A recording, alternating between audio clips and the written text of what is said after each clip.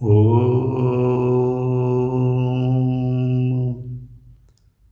जननीं शारदां देवीं रामकृष्णं जगद्गुरुं पादपद्मे तयोः श्रित्वा प्रणमामि मुहुर्मुहुः। ॐ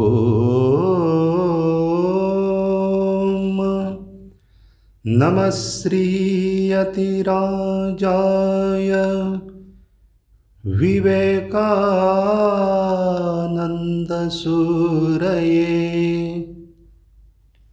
सच्चित् सुख स्वरूपाय स्वामिने तापहारिणे।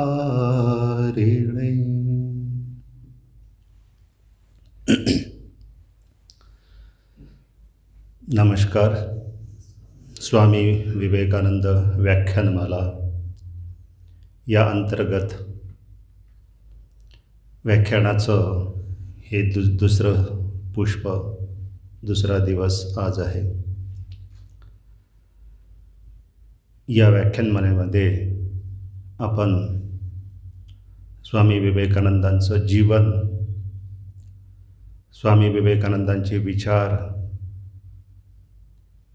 यावर चर्चा करणार आहोत।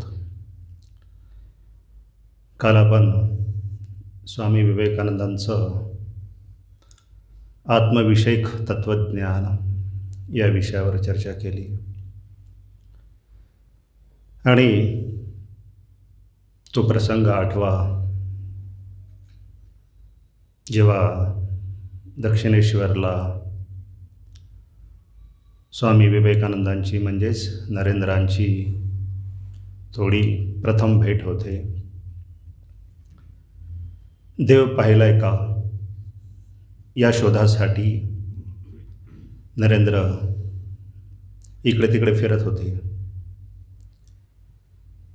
देवेंद्रनाथ टागोरांकडे गेले, विचारलं देव पाहिलाय का? देवेंद्रनाथ टागोर म्हणाले, तुझे डोळे फार सुंदर आहेत। प्रश्न काय विचारला आणि समाजाने काय उत्तर दिलं आहे?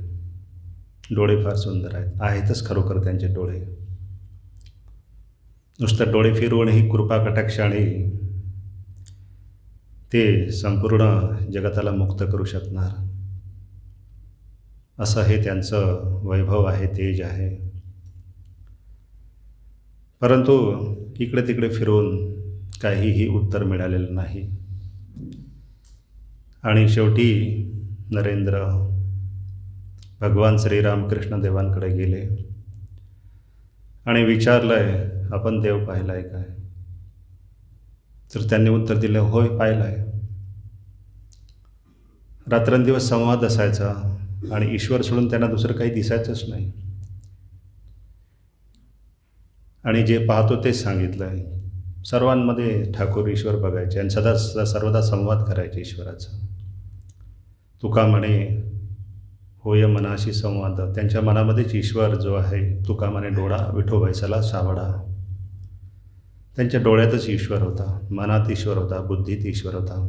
त्यामुळे सदा सर्व काळ ईश्वर ईश्वर ईश्वर ईश्वर सोडून त्यांना दुसरं काही दिसायचंच नाही। ज्याला माऊलींनी म्हटलेलं आहे, जे जे भेटीजे पूत ते ते मानिजे भगवंत, हा जान भक्तियोग निश्चित माझा। जे जे भूत दिसतील ते ते भगवंतच तर आहेतच। मम एव अंशः जीवलोके जीवभूता सनातना, माझेच हे अंश आहेत। बुद्धी विकृत झाली, परावाणीमध्ये ईश्वर आहे, परंतु वैखरीमध्ये मात्र किंवा जे स्थूल डोळ्यांनी आपण हे जगत बघतो तेच जर दिव्य दृष्टीने जर बघितलं तर आपल्याला दिव्यत्वच दिसणार। किंवा कमीत कमी या जगताकडे वैज्ञानिक दृष्टिकोनातूनच बघावे असा आजच्या या विज्ञानाचा आग्रह आहे। हे जे दिसते ते तसं नाही. यात त्यांच्या खालची ही अवस्था आहे. मुळात मात्र सर्वजण आपण एकच आहोत, सर्व ब्रह्मस्वरूप आहोत. आणि परंतु ईश्वराच्या मायेनं ही विविधता आलेली आहे, तरतमता आलेली आहे, हा भेद आलेला आहे. हा भेद वरवरचा आहे, परंतु खोलात मात्र ते एकच तत्व आहे. मयी सर्वमिदं प्रोतं सूत्रे मणिगणा इव. हे संपूर्ण जगत हे माझ्यामध्ये ओवलेलं आहे. जसं माळ्यामध्ये जो धागा असतो, त्या धाग्याने सर्व फुलं हे एकमेकांमध्ये गुंफलेले आहेत. आणि आपण सर्व फुलं आहोत. कोणी गुलाबाचे फुलं आहेत, कोणी कमळाचे फुलं आहेत, कोणी धोत्र्याचे फुलं आहेत, कोणी सुगंध देणारे फुलं आहेत, कोणी गुलाब पुष्प आहेत, कोणी काटेरी पुष्प आहेत. सर्व आपण पुष्पच आहोत, जड आहोत, आपण पदार्थ झालेले आहोत. परंतु विज्ञानाच्या दृष्टीने या सर्व पदार्थांमध्ये हे एकत्व कुठल्या दृष्टीने आहे? तर त्याने उत्तर दिलेलं आकाश या दृष्टीने सर्व काही आकाशच आहे. आकाशामध्येच आपलं सर्व गुंतलेलं आहोत, ओवलेले आहोत या आकाशामध्ये. या सूक्ष्म पदार्थापासून, अणुरेणूंपासून तो स्थूल महाकाय विशाल ब्रह्मांडांपर्यंत, जगतांपर्यंत या आकाशरूपी धाग्यानेच प्रत्येक कण जो आहे, प्रत्येक पार्टिकल आहे, हा आकाशाशिवाय राहू शकत नाही. आणि त्यामुळे भार हा आकाशाला सहन करावा लागत नाही. एवढी मोठी पृथ्वी अवकाशात तरंगत आहे, किती आश्चर्य आहे. आणि कधीही आकाश फाटलेलं नाही, भार सहन झालेला आहे आकाशाला, आकाश फाटलेलं आहे. त्याच्यामुळे विज्ञानाने हे जे एकत्व दर्शवलेलं आहे हे तरी आपल्याला मान्य करावेच लागेल. परंतु हे जड पदार्थामधील एकत्व आहे.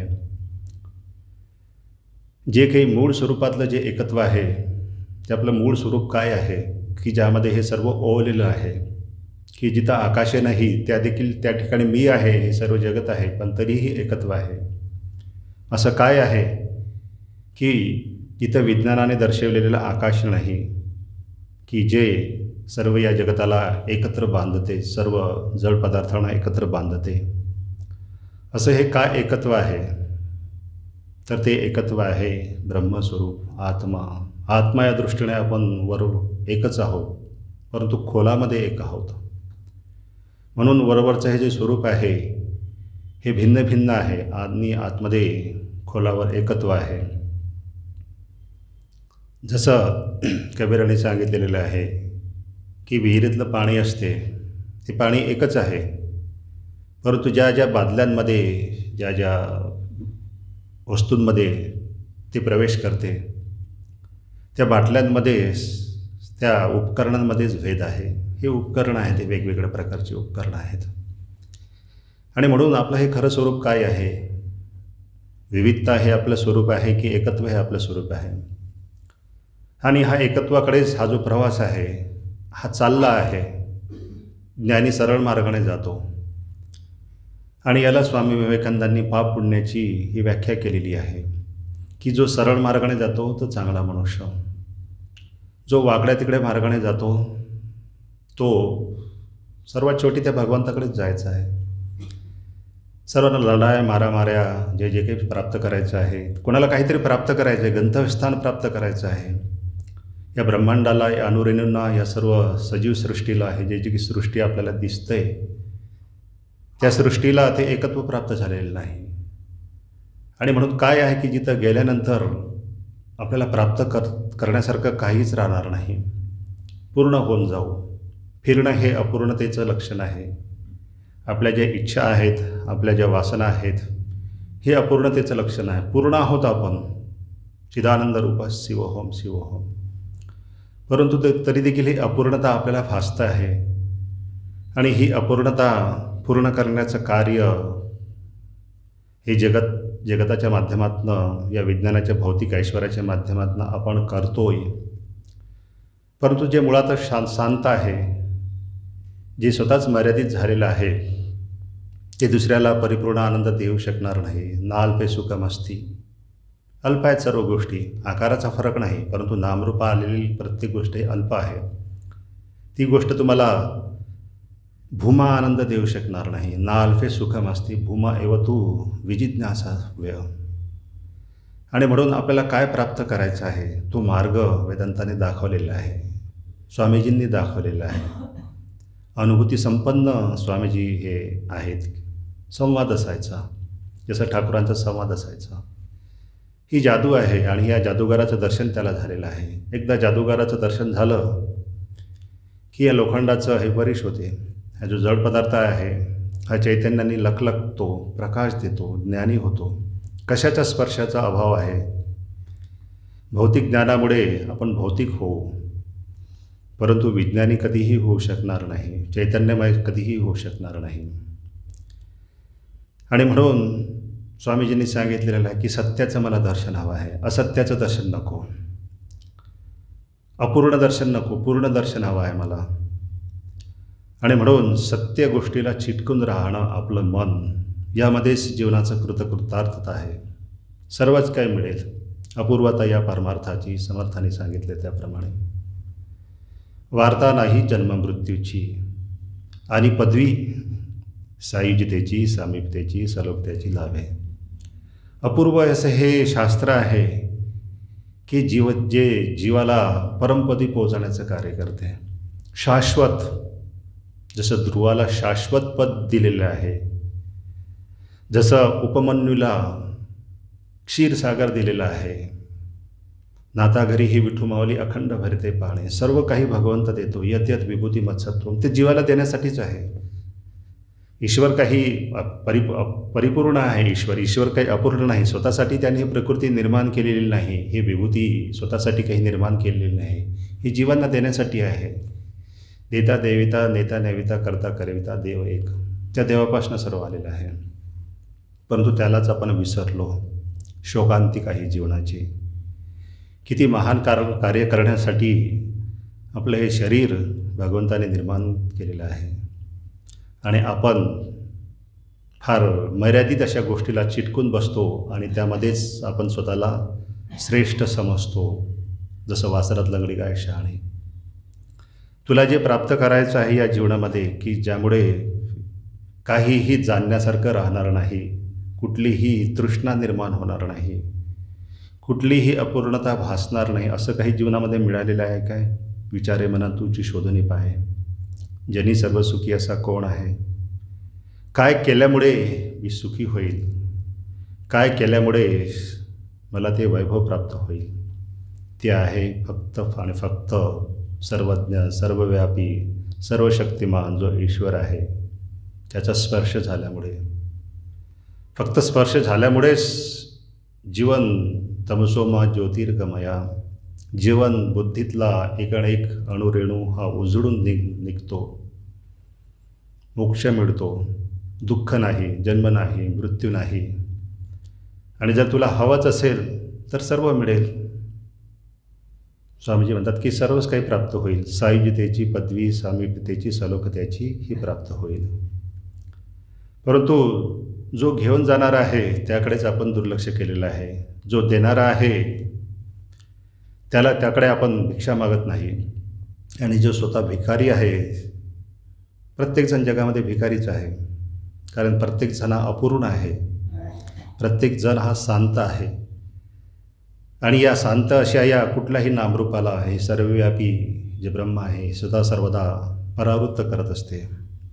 मुळात ब्रह्मस्वरूपच आहोत. आताही ब्रह्म आहोत, मेल्यानंतरही ब्रह्म, आधीही ब्रह्म. जे काही निर्माण झाले, समर्थ म्हणतात, ते आधीच ब्रह्मे व्यापिले.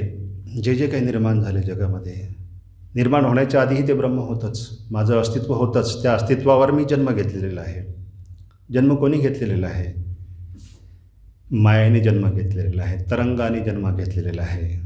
आणि म्हणून तरंग नसतानाही तरंग याचं अस्तित्व कुठे होतं? सागरामध्ये होतं.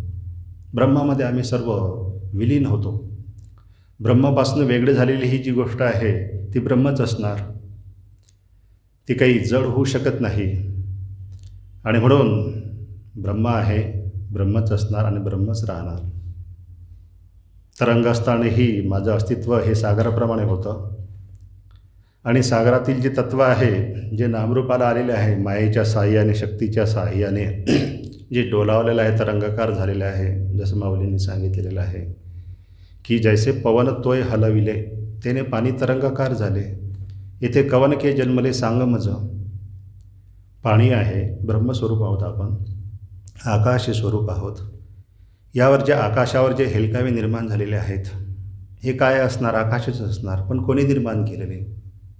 जसे पवन तोय हलविले, पवन मायेने, शक्तीने, शक्तीचा हा विलास आहे, ज्याला आपण फंडामेंटल फोर्सेस म्हणतो.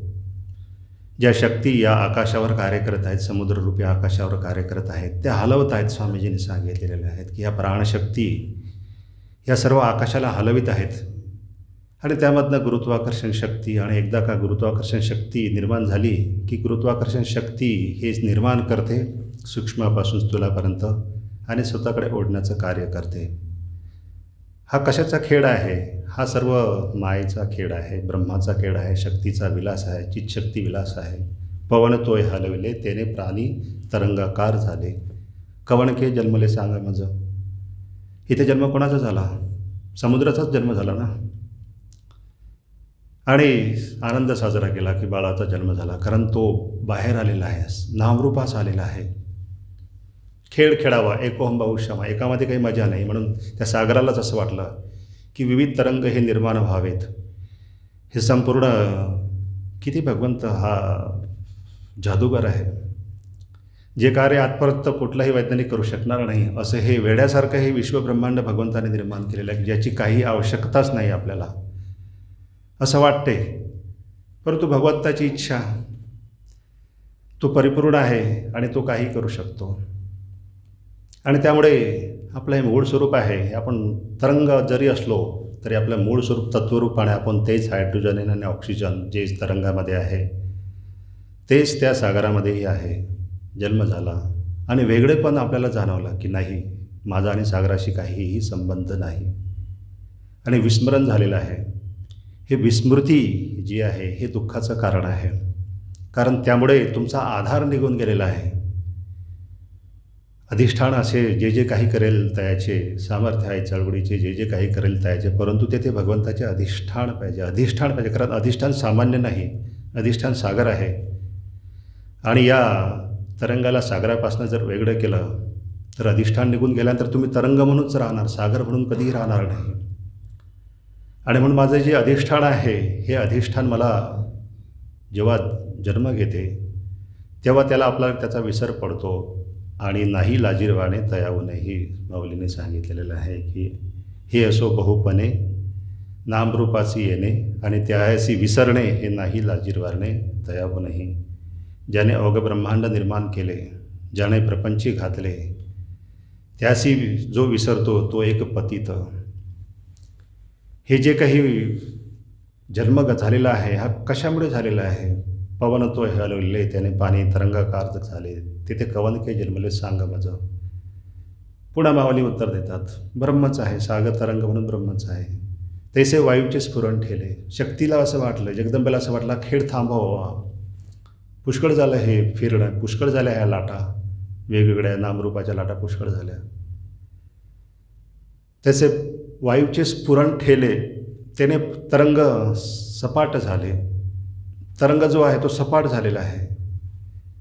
तिथे कवनके निमाले, तिथं कोणाचा मृत्यू झाला आणि जन्म तरी कोणाचा झाला? पाण्याचाच जन्म झाला.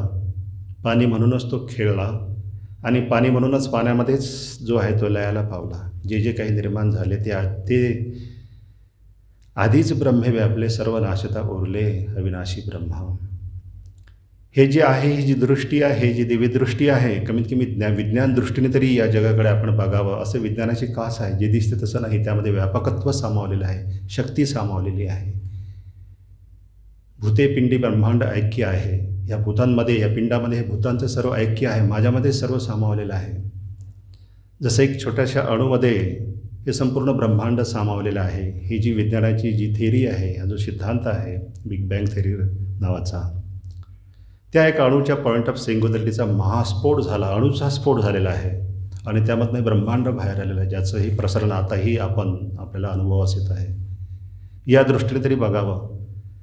जर एका अणूमध्ये एवढं ब्रह्मांड सामावलेलं आहे, तर हा तर अणूचा पुंज काय आहे. यापेक्षा श्रेष्ठ कुठलीही कलाकृती स्वामी विवेकानंद म्हणतात की ईश्वर तयार करू शकलेला नाही. This is the greatest temple among the Taj Mahal. हे ताजमहल आहे, जणू देह ही पंढरी, देहाची ही पंढरी आहे आणि त्यामध्ये आत्मा हा विठ्ठल आहे.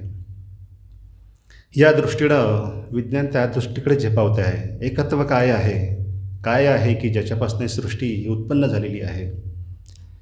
त्यांनी ते सांगितलेली जी गोष्ट आहे ती अपूर्ण आहे. आणि अपूर्ण प्रश्न हे कशात निर्माण झालेला आहे, तर कुठल्या तरी अणूचं नाव देऊन, त्याला विशिष्ट नाव देऊन, गॉड पार्टिकल किंवा बोसॉन थेरी असं पार्टिकल असं नाव देऊन तो प्रश्न अनुत्तरित ठेवलेला आहे की या अणूमधनं हे सर्व ब्रह्मांड निर्माण झालेलं आहे. त्याच्या संपर्कात येऊन हे जे काही विश्वब्रह्मांडाचा खेळ चालतो आहे आणि शक्ती प्रदान करतात त्या जो काही विशिष्ट अणुरेणू आहे तो. परंतु त्यामधून हे सर्व सामावलेलं कुठनं आलेलं आहे, अनुत्तरित प्रश्न ठेवलेला आहे. They are the physics science. बुद्धी संपली त्या ठिकाणी. बुद्धी उत्तर देऊ शकत नाही, कारण बुद्धी ही जी शांत आहे त्यालाच व्यक्तिमत्व असं म्हणतात, त्यालाच एक व्यक्ती असं म्हणतात. आणि म्हणून शांत अशी आहे. प्रत्येक शरीरामध्ये नामरूपास आलेली बुद्धी ही नामरूपास आलेली आहे. त्यामुळे फक्त विचार करू शकते, परंतु त्याच्या पलीकडे, विचारांच्या पलीकडे जाऊ शकत नाही. ज्याला स्वामी विवेकानंदांनी सांगितलेलं आहे की बुद्धी ही कार्यकारणावर आधारित आहे, विचारांवर आधारित आहे. आणि जिथं कार्यकारण संपते तिथे बुद्धीही संपते. मग सर्व हे जे प्रकृतीचे बुद्धीचे कार्य आहे त्या प्रकृतीच्या आतमध्ये आहेत. प्रकृतीच्या पलीकडे या बुद्धीला काहीही अस्तित्व नाही. परंतु तिथपर्यंत घेऊन जाण्यासाठी या बुद्धीचा आपल्याला उपयोग होतो, कारण बुद्धी ही अत्यंत खोलात घेऊन जाते आणि अत्यंत व्यापक गोष्टीचंही आपल्याला दर्शन कराविते. तर असं हे जे एकत्व आहे, हे एकत्व हे ते फिजिक्स सायन्स, ते मेटाफिजिक्स स्टार्ट. तिथं आपल्याला तो जाणवतो की याच्याही पलीकडे तो आहे. विज्ञान ज्याला अनंत असं आकाश म्हणतो त्याला वेदांताने शांत असं म्हटलेलं आहे. कारण ते एक पदार्थ आहे, एकांश नसते तो जगत. भगवंत म्हणतात हे जे ब्रह्मांड दिसते आहे ते माझ्या एका अणूतनं उत्पन्न झालेलं आहे. जसं श्री ठाकूर म्हणायचे की एका साधकाला प्रश्न विचारला की तुझे ईश्वर काय कार्य करत आहेत आता. तर त्या विश्वास असणाऱ्या साधूंनी उत्तर दिलेलं आहे की माझा ईश्वर आता सुईच्या छिद्रातनं उंट बाहेर काढतो आहे. उंट ही एक छोटासा आहे, परंतु उंट बाहेर काढणं ही गोष्ट आपल्याला अशक्य वाटते. 100 वर्षापूर्वी हे मूर्ख बोलणं जे आहे, 200 वर्षापूर्वी, 100 वर्षापूर्वी हे उपनिषदांनी किंवा हा जो दृष्टांत आहे हा मूर्खासारखा आपल्याला वाटायचा. परंतु आज विज्ञान म्हणतो खरोखरच रे, सुईतनं नुसतं उंटच नाही तर सुईतनं ब्रह्मांड बाहेर पडत आहेत. बिग बँग थेरी, विस्फोट होत आहे त्याचा. असं हे जे अस्तित्व आहे हे कोणाच्या सहाय्याने होत आहे, ज्याला विज्ञानाने आकाश असं म्हटलेलं आहे आणि ज्यामधनं सर्व सृष्टी उत्पन्न झालेली आहे. आत्मना आकाश, आकाशात वायू, वायू अग्नी असा जो प्रवाह झालेला आहे, ज्याला सर्वव्यापी आकाश म्हटलेलं आहे, त्या सर्वव्यापी आकाशालाही वेदांताने शांत केलेलं आहे आणि तुम्हाला दर्शन घडवलेलं आहे. आकाशाला शांत केलं आणि पलीकडचं अतींद्रिय राज्यामध्ये आपण प्रवेश स्वामी विवेकानंद आपल्याला दाखवणार आहेत. विज्ञान आपल्याला आकाशाच्या पलीकडे काय आहे, अतींद्रियाच्या पलीकडे काय आहे याचं दर्शन करवणार नाही. कारण इंद्रिय हे जाळं आहे. हे जाळं आपण फेकतो आणि त्या जाळ्यामध्ये समुद्रातल्या काही सर्वच मासड्या, जसा मासेमारी करणारा जो आहे तो जाळं फेकतो आहे. त्या जाळ्यामध्ये जेवढं जाळं असेल, 25 मीटरचं जाळं असेल तर त्या 25 मीटरच्या जाळ्यामध्ये जेवढं काही मासड्या येतील त्याच मासड्या त्याला मिळणार. सर्व समुद्रातले जे काही मासोड्या आहेत त्या तेवढ्या जाळ्यामध्ये अडकणार नाही, प्राप्त होऊ शकणार नाही, कारण जाळं हे शांत आहे. आणि म्हणून शांत दृष्टीला शांत गोष्टीचंच ज्ञान होणार. आणि जिथं आकाशालाही शांत केलेलं आहे ज्या वेदांतांनी, त्या अशा पलीकडच्या असलेल्या अतींद्रिय राज्यांचं दर्शन स्वामी विवेकानंदांनी आपल्याला करून दिलेलं आहे. त्यांच्या शब्दांच्या माध्यमातून अनुभूतीनंतरच आपल्याला 2 प्रकारच्या ज्या अनुभूती शंकराचार्याने सांगितलेल्या आहे की परोक्ष आणि अपरोक्ष, डायरेक्ट अँड इनडायरेक्ट एक्सपिरियन्सेस. हा जो इनडायरेक्ट एक्सपिरियन्सेस आहे हा तरी आपल्याला बुद्धीला कळलं आहे की याच्या पलीकडे काहीतरी आहे. आणि ते स्वामी विवेकानंद असं म्हणतात की मी तुला दाखवेल. त्याला माऊलीने उत्तर दिलेलं आहे की या कारणे मी बोलिलं अरूपाचेही रूप दाखविला, इंद्रियातीत परिभोगवी इंद्रियान करवी. इंद्रिया अतीत असलेल्या गोष्टीचं दर्शन या डोळ्यांनी तुम्हाला कसं काय होणार? परंतु ही प्रतिज्ञा आहे, ही जी साधू संतांनी अवताराने प्रतिज्ञा केलेली आहे की मी तुला ईश्वराचं दर्शन करवून देणार. कारण मी पाहिलेलं आहे, मी तिथंही असतो आणि मी इथंही असतो. जसं ठाकूर असं सहज समाधीमध्ये जायचे आणि सहज खाली यायचे. समाधीमध्ये ज्या ईश्वराला बघितलेलं आहे अतींद्रिय राज्यात जाऊन, तोच तर इकडं एरझारा घालतो. त्यांच्यासाठी ही सहज अशी ही जी गोष्ट आहे सहज आहे. समाधीमध्ये जाणं हा जीवांचा हा आपला स्वभाव आहे. परंतु व्यवधानं आलेले आहेत, विक्षेप आलेले आहेत. कोणीतरी असं म्हटलेलं आहे की मैं तो जा रहा था अपनी मंजिल की ही तरफ, एक दारुडा म्हणतो, मैं तो जा रहा था अपनी मंजिल की ही तरफ, पर बीच में ही ठेके पे नजर गई और मैं वही लुढ़क गया. तसं जीवाचं आहे. जीव हा ब्रह्मस्वरूप आहे, ममैव अंश आहे. आपलं ते अधिष्ठान आहे. तरंगाचं अधिष्ठान समुद्र आहे. जीवाचं अधिष्ठान ब्रह्माशिवाय दुसरं काय असणार? परंतु मध्ये हा व्याप आलेला आहे. व्याप नाही, हा संताप आहे, उपद्व्याप आहे, हा त्रिविध ताप आहे की ज्याने जीव पोळलेला आहे. आणि काहीतरी त्याला क्षणिक सुख मिळतो आणि त्यावरच तो समाधानी मानतो. सुख पाहता जवा पर्वता एवढे दुःख, दुःख पाहता पर्वता एवढे सुख जवा एवढे, तेवढंच मिळते ना. भूमा येवो तो आनंद, सदा सर्व काळ तुम्हाला आनंद जो देतो आहे तो विसरतो आहे आणि अल्प गोष्टीत आपण समाधान मानतो आहे. ही किती जीवनाची शोकांतिका आहे. ज्या सुखासाठी आपण विषयांकडे धावतो तेच सुख आपल्याला विषय नसतानाही प्राप्त होऊ शकते. हे आपल्याला ध्यानाद्वारे, प्रार्थनेद्वारे आणि इथं आल्यानंतर आरामात बसलो तरी आपल्याला प्रपंचाचा आपल्याला विसर पडतो आहे ना. आरणचेनिया कोडे बैसता उठो नावडे, इथं बसल्यानंतरही संसाराचा विसर पडतो. विसरणं हेच तर खरं भगवंताचीच प्राप्ती आहे. आणि आपण विसरलो आहे, परंतु स्मरणामध्ये काय आहे? जे नाही ते आपल्याला स्मरणामध्ये आहे. असत्य गोष्टी आपल्याला स्मरणामध्ये आहेत आहे ना. असत्य गोष्टी आपल्याला सत्य म्हणून बसतो. हाच तर प्रपंच आहे, हेच तर अज्ञान आहे. सत्य गोष्टीला सत्य मानावं आणि असत्य गोष्टीला असत्य म्हणून त्याचा स्वीकार करावा. म्हणून हे कशामुळे झालेलं आहे? स्वामी विवेकानंद म्हणतात फक्त अज्ञान. त्यात तुमचा काही दोष नाही. सुरुवातीला तुम्हाला असं वाटते की हा माझा दोष आहे, परंतु जगामध्ये पाप नाही, पुण्य नाही, फक्त केवळ अज्ञान आहे. आणि म्हणून ही अघटनपटी अशी लीला आहे भगवंताची, ही मायेची ही लीला आहे. ज्याला समर्थाने असं म्हटलेलं की सत्य असून मिथ्या भासले, मिथ्या असूनही सत्य भासले. हे सहजची घडले देखता देखत. ह्या सहज गोष्टी अशा ज्या आहेत सहज घडत राहतात जीवनामध्ये. असत्य गोष्टीला सत्य मानणं आणि सत्य गोष्टीला असत्य मानणं. आणि म्हणून स्वामी विवेकानंदांचा या गोष्टींवर खूप भर होता की सत्य आणि ईश्वर हेच त्रिकालबाधित सत्य आहे. बाकी सर्व गोष्टी एरझारा आहेत. वाया एरझार हरिविना, सायास करीशी प्रपंच दिननिसी हरिपाठ. हरीशी न भजसी कवण्या गुणे, सायास करीशी प्रपंच दिननिसी हरीशी न भजसी कवण्या गुणे. वाया एरझार हरिविना. हरीचा जे आपल्याला दर्शन झालेलं नाही, भगवंताचं दर्शन झालेलं नाही आणि त्यामुळेच वाया एरझार करतो. जी गोष्ट प्राप्त करण्यासाठी आपण प्रयत्न करतो, कवटाळतो, ते एक स्वप्न आहे आणि त्याला काही आदी अंत नाही. स्वप्नामध्ये असताना तुम्हाला असं वाटतं की मी काहीतरी प्राप्त केलेलं आहे, मी जन्म घेतलेला आहे, मी इंजिनियर झालेलो आहे, मी एवढ्या इमारती बांधलेल्या आहेत. जागी गेल्यानंतर त्या गेल्या कुठे? किंबहुना किती वर्षापासून हे बांधकाम सुरू होतं हा तरी प्रश्न विचारा. आल्या कशा? आल्याच नाहीत तर जाणार कशा? ना अस्तित्वातच नाही. जसं शास्त्राने एक दृष्टांत दिलेला आहे की आरशावर, तुमच्या घरामध्ये एक आरसा आहे, त्या आरशावर प्रकाश पडलेला आहे. एक खोली आहे, त्या खोलीमधनं, त्या खोलीच्या छताला एक छोटंसं छिद्र आहे. त्या छिद्रामधनं प्रकाश आलेला आहे आणि तो प्रकाश घरभर पसरलेला आहे, आरशावर पडलेला आहे, घरभर पसरलेला आहे.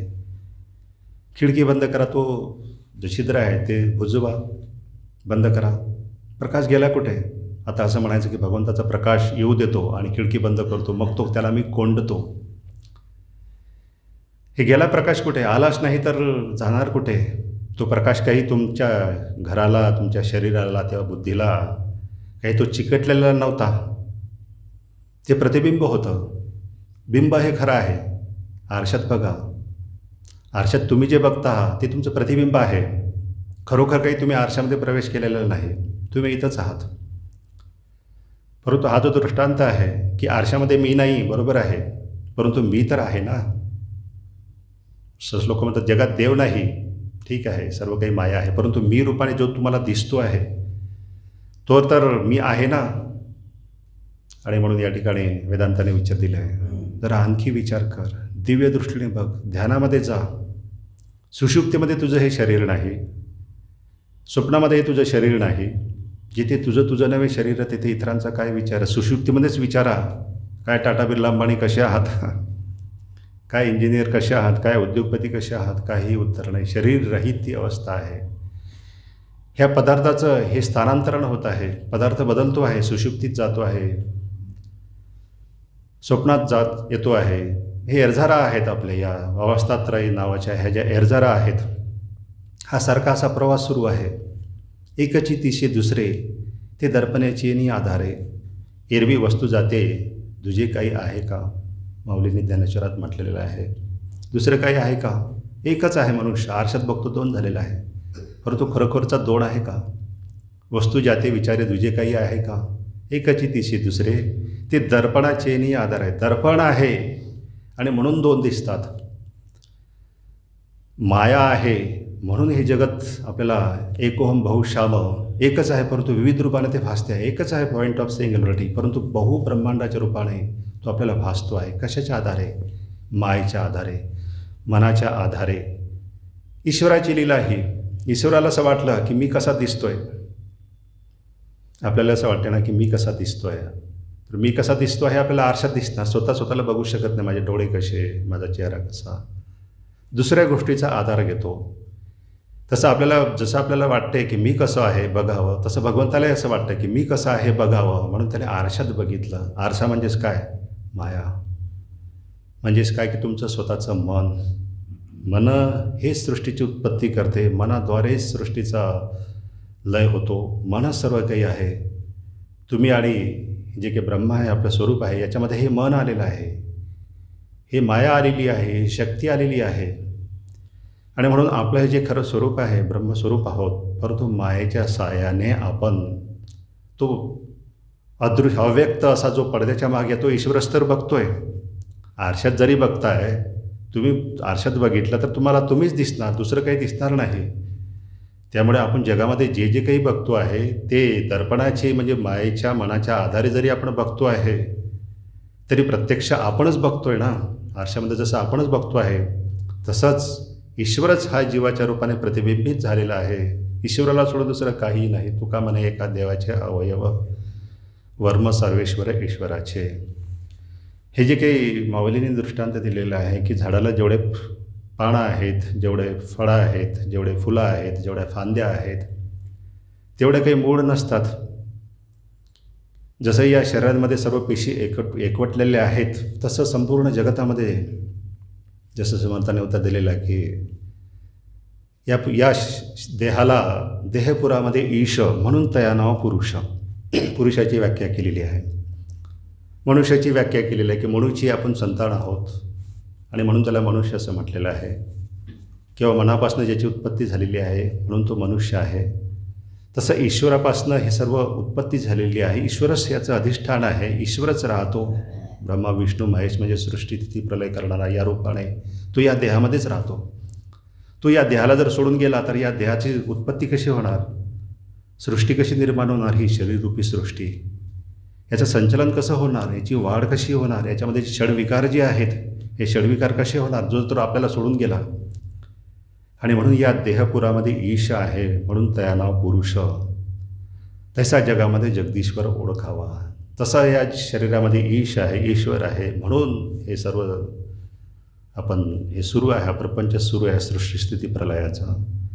तसं या जगतामध्ये जगदीश्वर आहेच.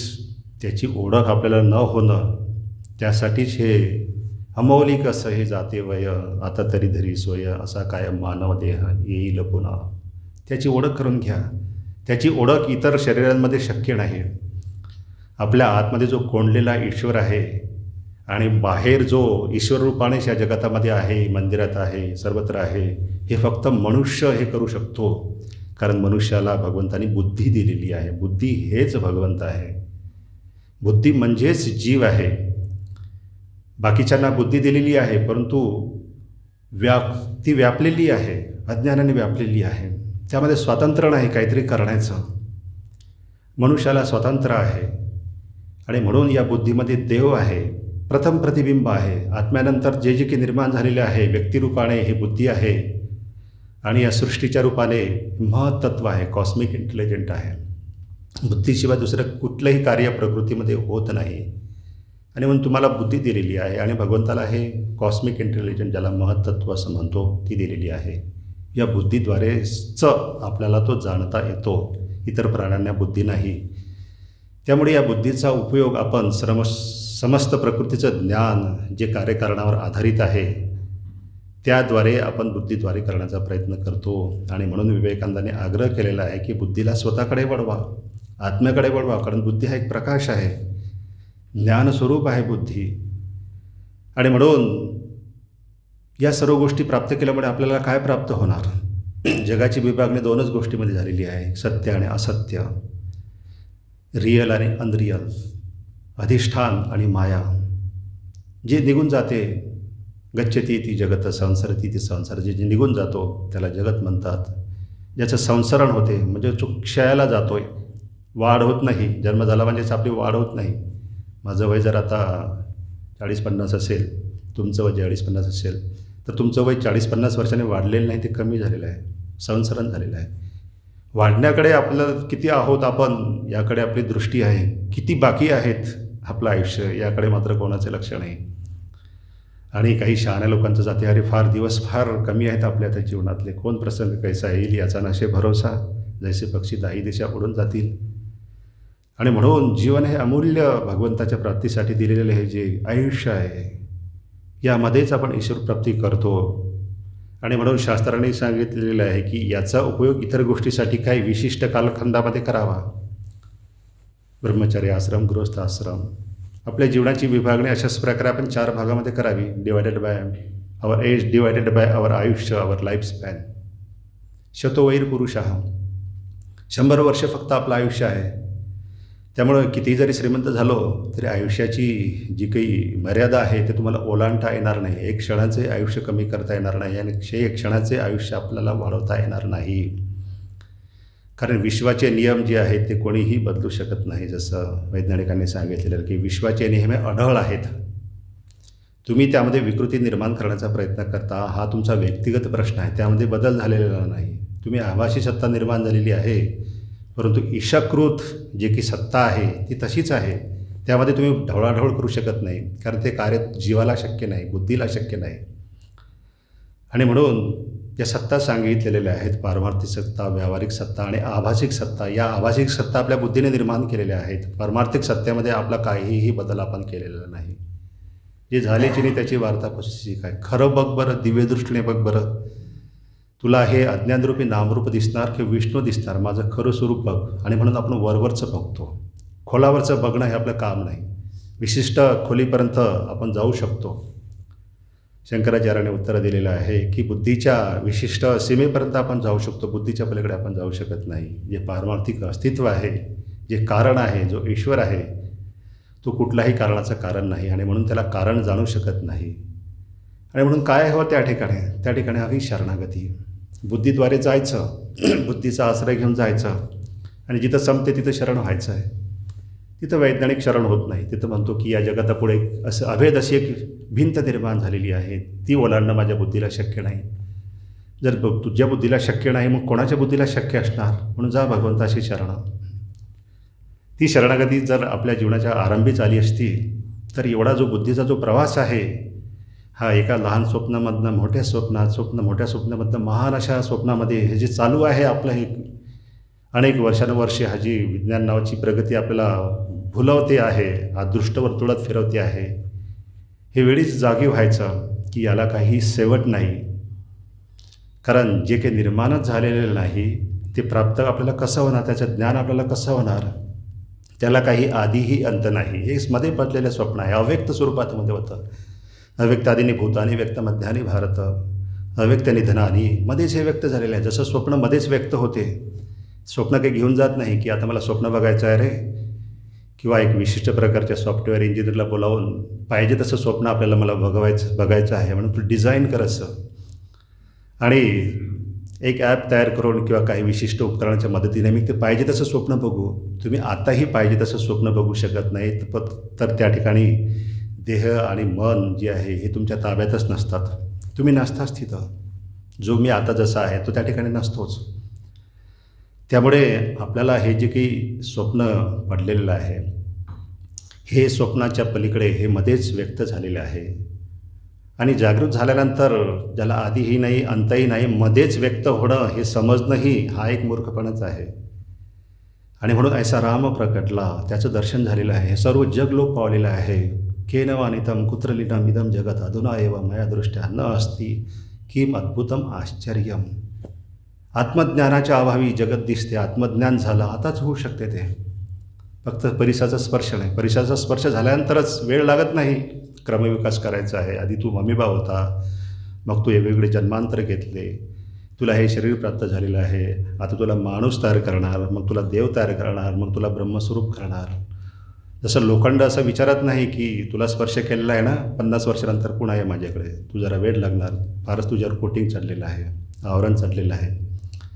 पारस के मन भेद नाही है, दुहू एक कंचन करे. 2 लोखंड ठेवलेले आहेत. एक साधूंचं शरीर हे एक लोखंड स्वरूप आहे, आणि एक पापी मनुष्याचं शरीर ते लोखंड आहे. परीस असा भेद करत नाही की त्याच्यातल्या एकालाच साधू सज्जन चांगले माणसं आहेत त्यालाच सोनं करायचं, आणि बाकीच्याला दुहू एक कंचन कर, त्याला तसंच लोह स्वरूप. पारस के मन भेद नाही आहे, अज्ञान से एक जीव कहावत, ज्ञानी काहे डरे, ज्ञानी काहे भेद करे. ज्ञानी मनुष्य आहे, जो विचारवंत आहे, ज्याला दिवदृष्टी प्राप्त झालेली आहे, त्याच्या दृष्टीने असा भेदच नाही, त्याला सर्वत्र ब्रह्म आणि ब्रह्मच दिसते. हीच अवस्था स्वामीजींची झालेली होती. जसं स्वामीजी श्रीरामकृष्ण देवांकडे गेले आणि भगवान श्रीरामकृष्ण देव म्हणायला लागले की सर्वच काही ईश्वर आहे, वाटी ईश्वर, ताट ईश्वर, प्याला ईश्वर, सर्वच काही ईश्वर आहे. बाहेर ऐकून नरेंद्र बाहेर यायचे आणि म्हणायचे वेड्याची लहर आलेली आहे, सर्वच काही ईश्वर आहे. हे बघा, ताटी, वाट, प्याला, भिंत हे वेगवेगळे दिसतात ना मला, हे सर्व एकच कसं काय होईल. आणि हजरा महाशयांसोबत ही चर्चा सुरू असायची. अरे ते महाशय बसलेले आहेत, ते म्हणतात की सर्वच काही ब्रह्म आहे, लाट सर्व ब्रह्म, आणि हसायचे. ठाकूर यायचे, काय रे तुमच्या दोघांमध्ये काय चर्चा सुरू आहे. आणि ठाकूरांना जाणवलं की आपली कोणीतरी थट्टामस्करी करतायत. मी जे ब्रह्म सर्वत्र आहे याविषयी जे सांगितलेलं आहे त्याविषयी थट्टामस्करी करतायत, आणि म्हणून हळूच ठाकूर त्यांना स्पर्श करायचा. नरेंद्र, कधी कधी हे मला हे असं होते. आणि स्पर्श केल्यानंतर सर्व ब्रह्मांड उडून गेला आणि ब्रह्माचं दर्शन झालेलं आहे. तात्काळ ही प्रक्रिया घडते आहे, उच्च पातळीवर घडते आहे. ज्यांचं मन अत्यंत उच्च पातळीवर असते आणि जसा गुरु तसाच चेलाही होता, तात्काळ त्याला ब्रह्मदर्शन झालेलं आहे. आपल्याला होत नाही. कोणीतरी एका साधूने, एका भक्ताने एका साधूला प्रश्न विचारला आहे की महाराज, आपण देव पाहिला आहे का. जसं लीला प्रसंगामध्ये श्रीरामकृष्णांच्या जीवनामध्ये नरेंद्राने प्रश्न विचारलेला, देव पाहिला आहे काय. त्याला असं वाटलं की आपणही हाच प्रश्न विचारू, मुख्य प्रश्न आहे, प्रॉमिनंट आहे. त्या महाराजांनी उत्तर दिलं आहे, या प्रश्नाचं उत्तर देणारं मी काही श्रीरामकृष्ण नाही. आणि असा प्रश्न विचारणारा तू काही विवेकानंद नाहीस. उत्तम गुरु, उत्तम शिष्य हवे आहेत, उच्च पातळीवर त्याचे मन आहे. तात्काळ ह्या गोष्टी, ह्या सर्व गोष्टी वैज्ञानिक गोष्टी आहेत. जगामध्ये वैज्ञानिक फार कमी आहेत. बाकी काय आहेत, अनुकरण करणारे आहेत, कॉपी करणारे आहेत, पेड सायंटिस्ट आहेत. ते काही निर्माण करत नाही, त्यांना काही दर्शन झालेलं नाही. आणि म्हणून आपण वैज्ञानिक, आध्यात्मिक, स्पिरिच्युअल सायंटिस्ट व्हावं असं विवेकानंदांना नेहमी वाटायचं आहे. तात्काळ स्पर्श करून दिलेला आहे. आणि तात्काळ स्वामीजींनाही सर्वत्र ब्रह्म ब्रह्म ब्रह्म दिसायला लागलं. रस्त्याने जायचे, गाडी येते आहे, ब्रह्म आहे, मी ब्रह्म आहे. कोण कोणाच्या अंगावरनं जाईल, कोण कोणाला खाणार आहे. कारण दोन्हीही एकरूपच आहेत, त्यामध्ये भेद नाही. घरी आले, सर्व बघितलं, आईने बघितलं, आईने जेवायला वाढलं, नरेंद्र जेवायला बसले, समोर दिसलं अन्न ब्रह्मच आहे का, कोण मी ब्रह्म, अन्नही ब्रह्म. आणि म्हणून समाधीमध्ये जायचे. आई म्हणायची, दातखिळी बसली का तुझी आता? तिला काय कळणार की मला सर्वत्र. ही जी दृष्टी आहे, आपणासारखे करीती तात्काळ नाही, काळवेळ तयासी, आपणासारखं केलेलं आहे. आणि म्हणून आपण पात्र व्हावं. भगवंताला इच्छा आपण प्रार्थना करावी की सर्व दोष आहेत हे सर्व माझ्यातनं निघून जावं आणि तू मला दर्शन दे. माझी दिव्य दृष्टी कर. विमुढा नानु पश्यंती पश्यंती ज्ञानचक्षुषा. माझी दृष्टी ज्ञानदृष्टी कर की जेणेकरून माझा संसारही सुखाचा होईल. आणि म्हणून परमार्थ करणं हेच अवघाची संसार सुखाचा होईल. स्वामी विवेकानंद असं म्हणतात की ईश्वराच्या अधिष्ठानामुळेच जो ईश्वर चिंतन करतो आहे त्यामुळेच मनुष्य सुखी होतो, आनंदी होतो. कारण आत्म्यामध्येच आनंद आहे. आत्मचिंतन करणं हीच आनंदाची अवस्था आहे, विस्मरणाची अवस्था आहे, भ्रम निघून जाण्याची अवस्था आहे. जिथं प्रकाश येतो तिथं अंधकार नसते. तुलसी कबहू न कहे रवी रजनी एक साथ. एकत्र ह्या गोष्टी राहू शकत नाहीत. म्हणून जीवनामध्ये प्रकाश हवा आहे. अंधारामध्ये आपण दिशाभूल झालेली आहे. अंधारामध्ये आपण साचपडतो आहे, इकडे जातो आहे, तिकडे जातो आहे, भटकतो आहे. कशामुळे आहे? ज्ञानाचा प्रकाश नाही. जसं सोयराबाईंनी ते भजन म्हटलेलं आहे की हरिभजना विना काळ घालवू नको रे. दोरीच्या सापा भिवून भवा, भेटी नाही जीवा शिवा. अंतरीचा ज्ञान दिवा मालवू नको रे. सोयरा म्हणे ज्ञान ज्योती, ते कैसे दिवस राती. तयाविन नेत्रपाती हलवू नको रे. दोरीच्या सापा भिवून भवा. भयभीत झालेलो आहे. प्रकाश नाही, वस्तूवर प्रकाश नाही, ज्ञानाचा प्रकाश नाही. म्हणजेच आपलं हे जे अस्तित्व आहे यावर ज्ञानाचा प्रकाश नाही. त्यामुळे हा दोरी सर्परूपाने भासतो आहे. सर्पाला सर्वांचीच भीती वाटते. दुरून बघितलं जरी मला तरी वाघाची भीती वाटणार नाही, परंतु सर्पाची भीती मात्र मला वाटते. कारण असतोच तो प्रकार असा. दोरीच्या सापा, दोर आहे, साप का झालेला आहे? दोरीच्या सापा, सापामुळे भीती वाटली. आणि ते भीती वाटल्यामुळे मी फिरतो आहे. देव इथं आहे आणि माझी ही जी की भीती आहे ती निर्माण झालेली आहे, त्यावर उपाययोजना करण्यासाठी मी सर्वांना आव्हान देतो आहे. सर्वांना मी बोलवत आहे की मला भीती वाटत आहे, मला दुःख झालेलं आहे, मी अशांत झालेलं आहे. तर कुठलीही गोष्ट, कारण हे अज्ञान आहे, त्यामुळे कुठलाही बाह्य उपचार इथं करता येणार नाही हे दुःख दूर करण्यासाठी. आणि म्हणून ज्ञान हवं आहे त्या ठिकाणी. कारण अज्ञान, जोपर्यंत ज्ञान नाही तोपर्यंत अज्ञान जाणार नाही. जोपर्यंत प्रकाश या ठिकाणी नाही तोपर्यंत अंधार जाणार नाही. आणि म्हणून अंधाराला लोटावं लागत नाही आपल्याला. प्रकाश आला म्हणजे तो निघून जातो. अशी जी दिव्य दृष्टी आहे, स्वामीजी असं म्हणतात हे शक्य आहे.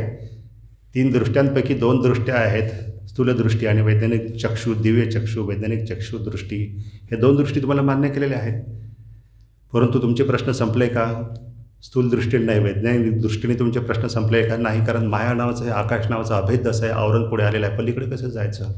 नीली छत के पीछे बैठा जाने कौन मदारी. जो जादूगर आहे तो तिथं आहे आणि तुमच्या डोळ्यासमोर तुम्ही हात ठेवलेले आहेत. आकाशरूपी असे सर्व ब्रह्मांडाला आकाशाने झापलेलं आहे, अनावृत्त केलेलं आहे, आवृत्त केलेलं आहे आणि विक्षेप रूपाने भासलेलं आहे. 2 शक्ती मायेच्या या ज्या आपल्याला आढळतात वेदांतामध्ये, covering power and projecting power. आवरण शक्ती आणि विक्षेप शक्ती ही अशा आत्म्यावर आलेली आहे. त्यामुळे दिव्यम ददामी ते चक्षु. हे डोळे उघडण्याचं कार्य हे विवेकानंद असं करतायत आपल्याला. जागो, उठा, जागवा. आणि विवेकानंदांना जागवलं आणि स्वतः तर श्रीरामकृष्णदेव हे जागृत होतेच, जागवलं. आणि त्यालाही स्वामीजीनं जो प्रश्न विचारलेला आहे की तुम्ही देव बघितला आहे का? तर साकुरांनी उत्तर दिलं, होय बघितलं आहे. सदा सर्वदा संवाद असतो, सदा सर्वदा आमचं कम्युनिकेशन्स असते, सदा सर्वदा आमचं बोलणं असते. तिथं काही आम्हाला कुठल्याही उपकरणाची आवश्यकता नाही, हॅलो हाय म्हणण्याची आवश्यकता नाही, आउट ऑफ रेंज जाण्याची आवश्यकता नाही. सदा सर्वदा रामसन्निध आहे. कृपाळूपणे अल्पधारिष्ठ आहे. देव आपल्याला बघतो आहे, आपण देवाला बघू शकत नाही. कारण काय की देव हा सात्विक आहे, देव हा पारदर्शक आहे, त्याची दृष्टी हा पारदर्शक आहे. त्याच्या डोळ्यामध्ये अंधार नाही. जसं सूर्यांच्या डोळ्यामध्ये अंधार नाही तसं देव हा पारदर्शक आहे. आणि म्हणून ठाकूर असं म्हणायचे की मी देवाला स्पष्ट बघतो आहे, सर्वत्र देव बघतो. दृष्टीची एवढी दिव्य दृष्टी होती, त्यावर आवरण आलेलं होतं. म्हणून प्रकाश, आवरण आल्यानंतर जसा दिवा असूनही आपल्याला प्रकाश दिसला, प्रकाश बाहेर पडत नाही, तसं आपल्या बुद्धीमध्ये जो ईश्वर अधिष्ठान रूपाने, ज्ञान रूपाने, ब्रह्म विष्णू महेश या रूपाने संपूर्ण सृष्टीचा करता इथं आहे, परंतु झाकलेला आहे. एवढं सामर्थ्य त्या वासनेमध्ये, त्या इच्छेमध्ये, त्या अज्ञानामध्ये आहे आणि फक्त अज्ञान दूर करा आणि सुखी व्हा. सुखीदुःखी होण्याचं कारण अभाव नाही, तर फक्त अज्ञान आहे. म्हणून जगत पाप नाही, पुण्य नाही, फक्त अज्ञान आहे. ते अज्ञान आता माझे फिटले. अज्ञानी होतो आणि का सामोरिया झाली या अर्का तमची प्रकाश होय. अंधारात होतो, पृथ्वी अंधारात होती रात्रभर. पुढे सूर्यासमोर आली, अर्कासमोर आली. रात्रभर जो प्रकाश होता, 12 तासाचा जो अंधार होता, तो अंधार गेला कुठे? तमची प्रकाश झालेला आहे. हा अंधारच प्रकाश झालेला आहे. हा अज्ञानच जे आहे, अज्ञान निघून गेलेलं आहे आणि ती दृष्टी मला लाभलेली आहे. ते अज्ञान आता माझे फिटले, ते माझे द्रष्टृत्व मला प्राप्त झाले. जैसे निजबिंबी एकवटले प्रतिबिंब जैसे. हे जे प्रतिबिंब आहे, प्रतिबिंब सूर्यामध्ये सामावून घेतलेलं आहे. का सामोरिया झाली या अर्कात तमाचे प्रकाश होय. असं हे जे इथपर्यंत तोंडापर्यंत स्वामीजींनी एवढा धर्म सोपा केलेला आहे की तुमच्या अगदी घराघरामध्ये पोहोचण्याचं कार्य विवेकानंदांनी केलेलं आहे. आणि म्हणून स्वामी विवेकानंद असं म्हणायचे की पूर्वीचा जो धर्म होता तो हिमालयात होता, दऱ्याखोऱ्यांमध्ये होता आणि ईश्वराला जाणण्यासाठी खूप खूप विनवण्या कराव्या लागत होत्या. देव दार उघडतच नव्हता. आता तुम्हाला स्वामी विवेकानंदांनी त्यांच्या विचारांनी भगवंताच्या दरवाजासमोर नेऊन ठेवलेला आहे. दरवाजा आतमधून लावलेला नाही, फक्त थोडा दरवाजा तुम्ही ढकला. एवढा तुका म्हणे सोपा आला, नामरूपाशी आला. एवढा सोपा मार्ग स्वामी विवेकानंदांनी आपल्याला करून दिलेला आहे. आणि याकडे विज्ञानाची दृष्टी केलेली आहे की आपल्याला जे हवं आहे, जे पलीकडचं हवं आहे, ते यांच्या अनुभूतीतनं मला जगाला हे दाखवलेलं आहे. गुरुकिल्ले दिलेली आहे विज्ञानाला. स्वामी विवेकानंदांनी त्यांच्या विचारांची गुरुकिल्ले दिलेली आहे. परंतु त्यावर कोण चिंतन करत आहे? ज्या गोष्टी सहज उपलब्ध होतात, एवढ्या जवळच्या आहेत, द लिस्ट स्वामी विवेकानंद म्हणायचे की द नियरेस्ट इज लिस्ट ऑब्झर्व्ड. सदा सर्वदा जो जवळ आहे त्याकडे दृष्टी नाही येणार. आणि म्हणून ही जवळ आहे हे आपल्याला खुणावते आहे. चाले हे शरीर कोणाच्या सत्ते, कोण बोलवित हरिविना. वृक्षाचे हे पान हाले ज्याची सत्ता. मग तुमची ही अंतर राहिली कुठे? माझी मी ही सृष्टी निर्माण केलेली आहे, मी हे केलेलं आहे, मी ते केलेलं आहे, मी करता आहे, भगवान करता आहे. स्वामी विवेकानंद म्हणायचे की मी जे केलेलं आहे ते भगवान श्रीरामकृष्णदेवाने मला शक्ती दिलेल्या आहेत, तेवढं सामर्थ्य दिलेलं आहे. जगन्मातेचं कार्य आहे. जगदंबेला मानत नव्हतो, परंतु काय माझ्या जीवनामध्ये परिवर्तन झालेलं आहे, मी जगदंबेला मानतो आहे. हे त्यांचं कार्यरूपाने आपल्याला दिसते. जे कार्य नरेंद्र वीरेश्वर याचं नाही, तर हे कार्य आहे स्वामी विवेकानंदांचं, ज्याचं मनुष्याचं रूपांतर देवामध्ये आणि देवाचं रूपांतर ईश्वरामध्ये, साक्षात शिवामध्ये केलेलं आहे. हे फक्त विस्मरण झालेलं होतं नरेंद्राला आणि स्मरण करून दिलं. तसं हे स्मरण जे आहे तो प्रश्न होता की देव पाहिला आहे का? तर भगवान श्रीरामकृष्णदेव म्हणायचे देव पाहिला आहे मी आणि तुलाही दाखवून देतो. तर आपल्यालाही तसं व्हायचं आहे की आपल्याला देव बघायचा आहे. कारण जोपर्यंत देवाचं दर्शन होत नाही, तोपर्यंत जीवाशिवाची भेट होत नाही, तोपर्यंत वियोगाचं दुःख आहे. कुठल्याही गोष्टीचा अभाव हे दुःख कारण आहे. भेटी लागे जीवाशिवा. जीवाने शिवाची भेट झाली की दुःख मिटलं आहे. कारण सर्वच काही प्राप्त होणार आहे. सागरासंगे नद्या बिघडल्या, नद्याच झाल्या, तुकाराम महाराजांनी सांगितलं आहे. परिसासंगे लोह बिघडले, परिसच झाले. विठ्ठलासंगे तुका बिघडला, विठ्ठलच झाला. एवढं शिष्यांमध्ये, एवढ्या गुरूंमध्ये एवढं सामर्थ्य आहे. आणि म्हणून गुरुशिवाय, भगवान श्रीरामकृष्ण देवाशिवाय नरेंद्राचा विवेकानंद कधीही होऊ शकलेला नसता. विवेकानंदांनी जे कार्य केलेलं आहे ते भगवान श्रीरामकृष्ण देवांचंच कार्य आहे. ते तर ते परलोकामध्ये समाधीस्थ शिव होते, परंतु इथं जे आलेले आहेत, इथं आल्यानंतर त्याला विस्मरण जे झालेलं आहे. जसं ठाकूर म्हणायचे नरेंद्र तुझ्यात 18 शक्ती आहेत, हजारो पाकळ्यांचं तू सरोवर आहेस. नरेंद्र म्हणायचे वेड्याची लहर आलेली आहे. कुठे केशवचंद्र सेन, कुठे मी, कुठे म्हणतात की ज्या एका शक्तीने नरेंद्र केशवचंद्र सेन हा कार्य करू शकलेला आहे. असल्या 18 शक्ती तू आहेस. कोणी डबके, कोणी झरे, तर तू सरोवर आहेस. हजारो पाकळ्यांचं सरोवर, तू कमळ आहेस, तू फूल आहेस, सरोवर आहेस, नदी नाले ओंडका नाही. तर हे जे काही जागरण आहे, ज्याला स्वामी विवेकानंदाने असं म्हटलेलं आहे की जागे व्हा, उठा जागे व्हा, हे जागरण करण्याचं कार्य गुरु करतो. आणि म्हणून गुरुशिवाय, श्रीरामकृष्ण देवांशिवाय विवेकानंद हे कार्य करू शकलेले नसते. आणि अशा गुरूंच्या शरणामध्ये आपल्याला जायचं आहे. आणि आपले गुरु म्हणजेच विवेकानंद. आणि म्हणून स्वामी विवेकानंद म्हणायचे की first you understand me, first read my philosophy I mean my books, मी माझ्या पुस्तकात आहे, माझ्या साहित्यात आहे, माझं ज्ञान जे आहे, जो वाचेल तो प्रेरणा घेईल, दिव्य प्रेरणा घेईल, ईश्वर प्रकट होईल. म्हणून आपल्याला ऐकावं लागेल. इंडिया हॅज टू लिसन, स्वामी विवेकानंद असं म्हणतात. म्हणून भारताला घडवण्याचं कार्य, पुनरुत्थान करण्याचं कार्य जे स्वामी विवेकानंद असं म्हणतात की मला करायचं आहे. धर्मगुरू माझे दुसरे कुठलेही स्वप्न नाहीत. आपल्याला गुरु व्हायचं आहे, जगाचं गुरु व्हायचं आहे. आणि खरोखरच आपण गुरु होत आहे, धर्मगुरू होत आहे. रामराज्याची सुरुवात तर झालेली आहेच. काय तो दिवस होता, किती महत्त्वाचा दिवस, असं वाटलं आहे की खरोखरच रामाचं आगमन झालेलं आहे. व अढळ म्हणाने आपण निर्भीडपणे राम राम राम राम करून रस्त्यावर जाऊ शकतो. कशामुळे झालेलं आहे? आगमनामुळे. जगाला ज्ञान देण्यासाठी स्वामी विवेकानंद आलेले आहेत. नरेंद्र जगाला शिकवेल, खरोखरच शिकवलेलं आहे जगाला स्वामी विवेकानंदांनी. अशा या स्वामी विवेकानंदांच्या या गुरूंच्या आपण त्याचं शिष्य व्हायचं, त्याचे विचार आत्मसात करायचे आणि ते आपल्याला घेऊन जाणार आहेत. त्यांना सोडून आपण काय प्राप्त करू जीवनामध्ये? काहीही नाही. कारण ठाकूरांनी उदाहरण दिलेलं आहे की एकाच्या मागे, शून्याच्या मागे जर एक असला तर त्या शून्याला महत्त्व येते. हे जग शून्यरूपी आहे, या जगाचं अधिष्ठान भगवंताला काढा. किंवा हे जे आकाश आहे, हे आकाश काढून टाका. या आकाशाच्या पलीकडे जो आत्मा आहे त्या आत्म्याला काढा. आकाश राहणार का? तुम्ही राहणार का? जसं आकाश काढलं या शरीरामधलं तर संपूर्ण शरीर एक कणबिंदूसारखं संपूर्ण ब्रह्मांड होईल आणि ते देखील आकाशात विरघळून जाईल. अधिष्ठानाला काढून आपण सुखी कसे हो? आणि म्हणून त्या गुरुला सोडून जे की आपल्यासाठी आलेले आहेत, जे आपलं दुःख दूर करण्यासाठी आलेले आहेत, बुडते हे जनन न देखवे डोळा म्हणूनही कडबडा येतो आहे. दुःख करणारा किती आनंद होतो. स्वामी विवेकानंद असं म्हणायचे की या जीवनामध्ये एवढं दुःख आहे, क्षणाचाही जर आनंद मिळाला तोच धर्म आहे. या जगामध्ये कुत्राही उपाशी आहे तर माझा धर्म आहे त्याला खाऊ घालणं. त्यामुळे जगामध्ये काहीही नाही, जगात फक्त दुःख आहे, ते अज्ञानामुळे आहे. ते अज्ञान मला दूर करायचं आहे आणि हे कार्य फक्त धर्म करणार आहे, वेदांत करणार आहेत. बाकी तुम्हाला दिव्य दृष्टी देणार नाहीत, वैज्ञानिक दृष्टी देणार आहेत.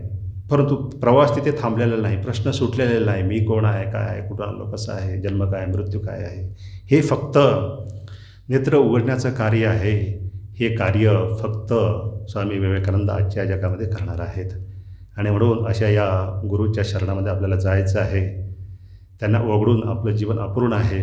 जसं ज्ञानेश्वर महाराजांनी सांगितलेले आहे, पहिले तिरे जावे. हा जो भवसागर आहे याच्या पलीकडे आपल्याला जायचं आहे. पहिले तिरा जावे ऐसे व्यसन जयासी असावे.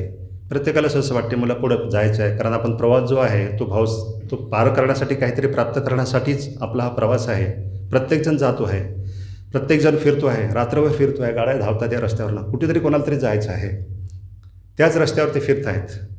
जसं म्हटलेलं आहे ना की मॉर्निंग वॉक करने वालों की कोई मंजिल नहीं होती. मॉर्निंग वॉक करने वालों की कोई मंजिल नहीं होती, वो शाम को वही पहुँचते हैं जहाँ सवेरे उन्होंने शुरुआत की थी. मॉर्निंग वॉक करणारे किती जरी फिरले तरी सर्वात छोटी कुठे फिरणार, त्या वर्तुळामध्येच फिरणार. तसं हे आपलं हे जे प्रवास आहे हा संपलेला नाही आहे. वर्तुळाकृतीमध्ये अखंड असा प्रवास आहे, फिरणं सुरू आहे. परंतु आपल्याला पलीकडे जायचं आहे, तीरावर जायचं आहे. भवसागरामध्ये आपण गठांगाड्या खातो आहे. प्रत्येकाला असं वाटते की मला शांती हवी, हे बस झाला हा प्रवास आहे. परंतु इलाज नाही. जो इलाज आहे, जो उपचार करणार आहे त्याच्याकडे आपण जातच नाही. जो स्वतःच ग्रस्त आहे त्रिविध तापाने त्याच्याकडे जातो आणि तोही म्हणतो की मलाही कुठल्या तरी प्रकारचा एक व्याप माझ्या मागे आहे, जो त्रिविध तापे फोडलेला आहे. सर्व जगत त्रिविध तापाने फोडलेलं आहे. त्यामुळे तो आपल्यावर उपचार करू शकणार नाही. समर्थाने सांगितलेलं आहे की रोग्यापाशी रोगी गेला तेथे कैसे आरोग्य तयाला. जो रोगी आहे रोग्यापाशीच गेला तर तिथं आरोग्य कसं मिळणार? आणि हा तर आपल्याला भवरोग झालेला आहे, याला व्याधी झडलेली आहे, अज्ञानाची व्याधी झडलेली आहे. हे आपल्याला पलीकडे जायचं आहे. तर उपकरण कुठलं वापरायचं? आपण प्रकाशाच्या वेगाने जाणारं उपकरण जरी वापरलं तरी ईश्वर हा अनोरणीय, जसं तुकाराम महाराजांनी म्हटलं की अनुभूनी ईश्वर आहे तो अनुभूनी अणू झालेला आहे आणि तुका आकाशा एवढा झालेला आहे. ईश्वर हा आकाशा एवढा झालेला आहे. अनोरणीयान महत्व मह्यान कठोपनिषदामध्ये सांगितलेलं आहे. ईश्वर तेवढाच खोलात जा तरी तो मुळात तिथं आहेच. आणि कितीही जरी पलीकडे गेले, अमेरिकेला जा, युरोपला जा, लंडनला जा, ब्रह्मांडात कुठे फिरा, ऑलरेडी तोच आहे. जे जे काही निर्माण झाले ते आधीच भगवंताने व्यापलेले आहे. सर्व नाचता येता जाता तुम्ही या, जा, राहा, खा, पिया, काही करा, मी आहे, अढळ आहे. आपण आहे 2 दिवसाचा, देव बहुत काळाचा, आपण थोडे ओळखीचा, देवाशी त्रैलोक्य जाणे. हे जे काही आहे आपल्याला हे पलीकडे जायचं, अतींद्रिय राज्यात जायचं आहे, की ते माझं खरं स्वरूप आहे. तिथं घेऊन जाण्यासाठी स्वामी विवेकानंद आलेले आहेत, भगवान श्रीरामकृष्ण देव आलेले आहेत. पहिले तिरा जावे ऐसे व्यसन जायसी असावे, त्याने नावेशी तेजावे केवीकडे. पहिले तिराला जायचं आहे. साधा समुद्र ओलांडण्यासाठी आपल्याला जहाजाचा आश्रय घ्यावा लागतो, आणि हा तर अनंत भावसागर आहे. शांत कुठलंही उपकरण आपल्याला तिथं घेऊन जाऊ शकत नाही. ना तत्र चक्षु गच्छती न वाघ गच्छती. तिथं कोणीही जाऊ शकत नाही. तिथं आपल्याला हे घेऊन जाणार आहेत कोणी. जे जगानं दिलेले नाही ते आपल्याला स्वामी विवेकानंदांचे विचार, तत्त्वज्ञान हे तिथं घेऊन जाणार आहेत. पहिले तिराला घेऊन जाणार आहेत. त्यामुळे त्यांना वगळून आपण शांत हो, आणि त्यांनी आपल्या जीवनात प्रवेश केला तर आपली ही दृष्टी अनावृत झालेली आहे. कमळ जसं, इतर फुलं जसे रात्री अंधारामध्ये ते आवृत्त झालेले असतात, आणि जेव्हा प्रकाश त्या किरणांवर, त्या फुलांवर पडतो आणि प्रकाश जसं उमलतो, तसे जी बुद्धी आहे त्याच्यामागे जे अधिष्ठान आहे, तर अधिष्ठानामध्ये ज्याच्यामुळे हे यश भाषा सर्वमिदं विभाती, ज्याच्यामुळे हे सर्व शरीर मन इंद्रिय भासत आहेत, कार्य करत आहेत, कोणाच्या अधिष्ठानाने. नुसतं ऊर्जा आणि पदार्थ आणि शक्ती असं नाव देऊन प्रवास संपू नका. विवेकानंदांनी सांगितलेलं आहे की तुम्ही म्हणता की जड आणि शक्ती याच्या संयोगातून सृष्टीची उत्पत्ती होते, परंतु जड आणि हे शक्ती हे कुठनं निर्माण झालेले आहेत. त्यांना प्रश्न विचारला वैज्ञानिकांना, जड कुठनं निर्माण झालेलं आहे? शक्तीतनं निर्माण झालेलं आहे. शक्ती कुठनं, ऊर्जा कुठनं आलेली आहे? पदार्थातनं उत्पन्न झालेली आहे. आणि दोघेही कशातनं उत्पन्न झालेले आहेत? एकमेकातनं उत्पन्न झालेले आहेत ते. असं हे जे काही अनुत्तरित प्रश्न आहे, हा प्रश्न तसाच कायम राहिलेला आहे. आणि म्हणून स्वामी विवेकानंदांनी सांगितलेलं आहे की सर्व या जड पदार्थ आणि ऊर्जेची उत्पत्ती ही तुमच्या मनातनं झालेली आहे, तुमच्या विचारातनं झालेली आहे. आणि म्हणून स्वामीजी म्हणतात विचार करा. बुद्धी त्यासाठीच दिलेली आहे, मन त्यासाठीच दिलेलं आहे की स्वतःचा विचार करा, स्वतःवर प्रकाश टाका. जगावर प्रकाश टाकला, स्वतः मात्र अंधारातच आहोत. बुद्धाने विचारलं आहे, जे काही तुम्ही करताय, याची प्रकाशमान जगत करण्याचं कार्य करत आहे, जीवात्मा तसाच अंधारात आहे का? अज्ञान दूर झालेलं आहे का? या प्रकाशाने नाही. आणि म्हणून हा प्रकाश स्वतःवर टाका, ध्यानाद्वारे, प्रार्थनेद्वारे. तुम्हाला जगताची आवश्यकता नाही. स्वामीजी असं म्हणायचे की गॉड इज ब्रेनलेस. त्यांनी हे महत्त्व कॉस्मिक इंटेलिजंट उत्पन्न केलेले आहे. हे तुम्हाला खेळवण्यासाठी उत्पन्न केलेलं आहे. जगाला काहीही कारण नाही, जगाला काहीही कारणात बांधलेलाच नाही. कार्यकारणे या प्रकृतीमध्ये आहेत. प्रकृतीच्या पलीकडे जा. प्रकृती म्हणजे हे शरीर, मन, बुद्धी, याच्याही पलीकडे जा. त्याच्या पलीकडे काही कार्यकारण संबंधच नाही. आणि जिथं काही कार्यकारण संबंधच नाही तिथं मी कशासाठी प्रयत्न करू? या पदव्या कशासाठी प्राप्त करू? ज्ञानी होण्यासाठी, की जे विनाकारण आहे त्याचं कारण शोधण्याचा मी प्रयत्न करतो आहे. आणि म्हणून तो जादूगर आहे, आणि ही सर्व त्याची जादू आहे. ह्या दोनच गोष्टी या शेवटी सिद्धांतापर्यंत, या अंतिम सत्यापर्यंत सर्व विज्ञानाला यावं लागेल की या जगामध्ये फक्त जादू आहे आणि जादूगर आहे. हे विज्ञानाची जादू आहे. जादू कशाला म्हणता? विज्ञान म्हणा ना, कारण विज्ञान म्हणजे कार्यकारण आणि जादू म्हणजेच विनाकारण. त्यामुळे असं कन्फ्युजन, असं उत्तर का देत आहे? अज्ञान, जळग्रंथीची गाठ, भ्रमिष्टपणा आहे. तो भ्रम दूर करणं आहे. वेड लागलेला आहे. मी ब्रह्मस्वरूप आहे, आत्मस्वरूप आहे, ईश्वर सर्वत्र आहे. परंतु त्या राजाला जसं वेड लागलं आहे, स्वामीजी म्हणतात, कारण तो स्वतःला भिकारी समजतो आहे आणि दारोदारी भिक्षा मागतो आहे. कोणीतरी म्हणतो राजा आहात तुम्ही या देशाचे राजे आहात, तुम्ही राजा आहात, हे राज्य तुमचं आहे. तो म्हणते मी वेडा आहे, मी भिकारी आहे. लोक म्हणतात तुम्हाला वेड लागलेलं आहे, आणि वेडा माणूस कधी स्वतःला वेडा समजत नाही. तसं आपल्यालाही वेड लागलेलं आहे. कधी आपण ब्रह्मस्वरूप समजत नाही, आत्मस्वरूप समजत नाही. मी ईश्वराचा अंश आहे, समष्टीचा मी अंश आहे. समष्टी आणि वेष्टी ही अन्योन्य संबंध आहे, हे ना स्वामीजींनी सांगितलेलं आहे. तसं हे वेड आपल्याला दूर करण्याचं कार्य स्वामी विवेकानंदांनी हे केलेलं आहे. आणि जोपर्यंत वेळ दूर होत नाही, जसं राजाला स्पर्श केला गुरूंनी, त्याचं वेळ निघून गेलेलं आहे. अज्ञान माझे आता फिटलेले आहेत आणि प्रतिबिंबित झालेलं असं हे जे काही मायावी रूप होतं ते अप्रकट झालेलं, अव्यक्त झालेले आहे. मी ब्रह्मरूप झालेलो आहे, ईश्वर स्वरूप झालेलो आहे. आणि ही दृष्टी आपल्याला प्राप्त होवो असं विवेकानंदांचं आग्रह आहे आणि म्हणून प्रश्न विचारला, देव पाहिलाय का? होय पाहिला, आणि तुलाही दाखवून देतो. आपल्यालाही ईश्वर आपल्यालाही दिसतो तशी दृष्टी प्रदान करो. हे फक्त गोष्टी उच्च स्तरावर असलेल्या लोकांना कळू शकतात. जसं आईन्स्टाईननी the gospel of Shri Ramakrishna हे पुस्तक वाचलं आहे. अमेरिकेमध्ये आपले जे आश्रम आहेत तिथले जे स्वामी आहेत त्या स्वामींनी आईन्स्टाईनला हे पुस्तक दिलं. आईन्स्टाईन आतापर्यंत होता, 1955च्या सुमारापर्यंत होता. त्या आईन्स्टाईनला हे पुस्तक तिथल्या स्वामींनी दिलं आहे. ते वाचल्यानंतर म्हणायचे, this is truth, this is truth. कारण जगाचा महान वैज्ञानिक प्रकृती काय आहे, किती खोलापर्यंत त्याचं मन गेलेलं असेल, किती ईश्वराच्या टोकापर्यंत तो गेलेला असेल, त्यालाच हे महत्त्व कळू शकणार आहे. सर्वोत्तम गुरु आणि सर्वोत्तम शिष्य असा हवा आहे. आणि म्हणून आपल्यालाही विवेकानंदाने हा प्रवास जो आहे, हा प्रवास टाळून तात्काळ आपल्याला ईश्वर दर्शन देऊ. परंतु विवेकानंद असं म्हणायचे, त्यासाठी तुम्ही मागणी करायला हवी. तुमच्याकडनं मागणीच रजिस्टर्ड होत नाही, ॲप्लिकेशन्सच करत नाही. तुम्ही मागतच नाही देवाला काही, देवा दर्शन दे. तुम्ही काय मागता? देवा हे दे, देवा दे दे. देव म्हणतो की मागण्यासाठीच येतो, भेटण्यासाठी सुद्धा एकदा हेच जा. जनांचा लालची स्वभाव समर्थाने सांगितलेला आहे की आरंभीच म्हणतील देव, म्हणजेच मला काही देव, हे देव ते देव. देवाला असं मागायचं आहे की जे माझ्या प्रारब्धात नाही ब्रह्मज्ञान, ते ब्रह्मज्ञान आणि ते ईश्वर दर्शन मला करून दे. ईश्वर करून देऊ शकतो. ईश्वराला काहीही अशक्य नाही. आणि ईश्वर कुठल्याही कार्यकारणात बांधलेला नाही, तो अढळ आहे, त्याचे नियम आहेत, तो मोडू शकतो, तो जोडू शकतो, तो काहीही करू शकतो. अशी ही जी सामर्थ्य आहे, क्षिप्रम भवती धर्मात्मा. जो अपिचेत सुधराचार्य ज्याला भगवद्गीतेने म्हटलेलं आहे की सुधुराचारी, ज्याने पापांमध्ये PhD केलेली आहे, नुसतं PhDने पापांमध्ये PhD केलेली आहे, अशा तो सुद्धा क्षिप्रम भवती धर्मात्मा. अपिचेत सुधुराचारो भजते अनन्य भाग साधुरेव समंतव्यम. तो साधूच होतो, तात्काळ साधू होतो. असे कितीतरी उदाहरणं आपल्या या पुराणामध्ये दिसतात आणि या व्यावहारिक जगतामध्ये दिसतात. काय होतो आणि काय झालो. नर करणी करे तो नरका नारायण हो जाय. परंतु स्पर्श हवा आहे. कशाचा स्पर्श हवा आहे? परिसाचा स्पर्श हवा आहे. आणि म्हणून त्यांच्या विचारांचा, त्यांच्या अधिष्ठानाचा, गुरुचा वरदहस्त आपल्या मस्तकार असावा. नाही ना, गुरुशिवाय काहीही प्राप्त होणार नाही. कारण ब्रह्माचं जे काही रूप आहे ते नामरूप घेऊन गुरुरूपाने आलेलं आहे. आणि ते गुरु म्हणजे जगाचे गुरु म्हणजे स्वामी विवेकानंद, त्यांची गुरु म्हणजेच भगवान श्री रामकृष्ण देव. आणि त्यांचे गुरु कोण आहेत ते तुम्हाला कळणार नाही.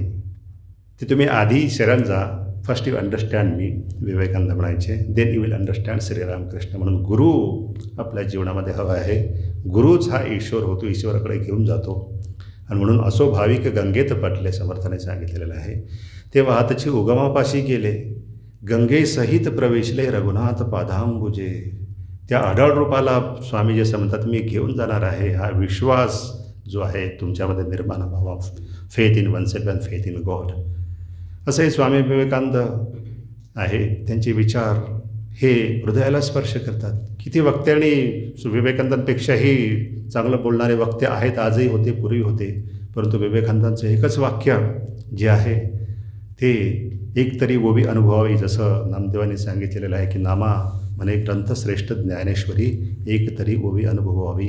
तसं विवेकानंदांच्या एकाच विचारांनी झपाटलेले भौतिक क्षेत्रातही कितीतरी लोक आपले अनुभव सांगतात.